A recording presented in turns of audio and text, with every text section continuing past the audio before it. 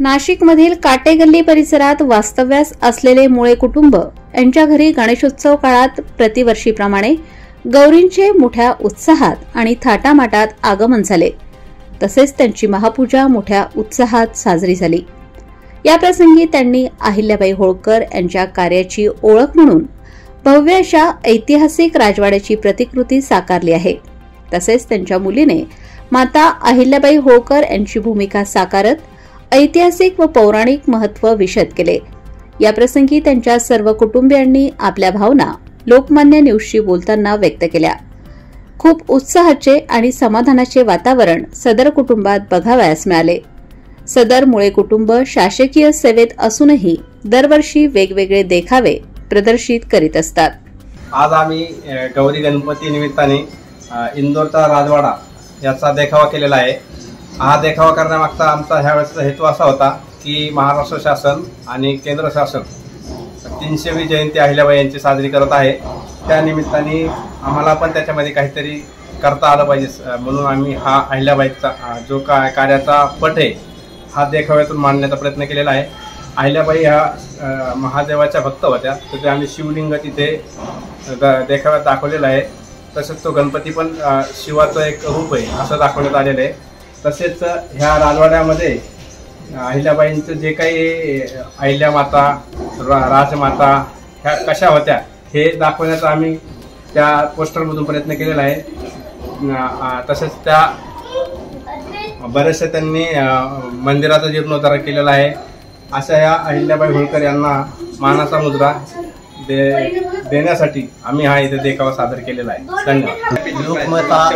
लोकमाता अहिल्याबाई होळकर यांची त्रिशताब्दी वर्ष जन्मवर्ष म्हणून जयंती उत्सव शासनातर्फे आयोजित करण्यात आलेला आहे।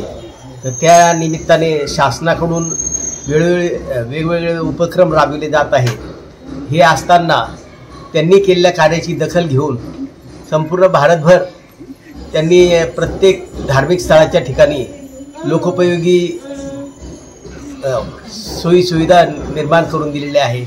अशा लोकमाता अहिल्याबाई होळकर यांना मानाचा मुद्रा।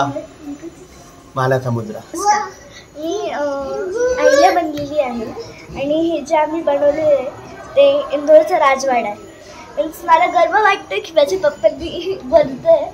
मीन्स आम्ही दरवेळेस असं वेगळं करतो, पण ह्यावेळेस याला 300 वर्ष झाले, त्याच्यामुळे मग शासनाने हे केलं आहे। तर मग मीन्स माझ्या पप्पांना वाटलं की ते काहीतरी करतील, त्याच्यामुळे ते करत आहे आणि मला खूप छान वाटतं। धन्यवाद। आज आपण गौरी गणपती निमित्त इथे देखावा अतिशय सुंदर यांनी बनवले आहे।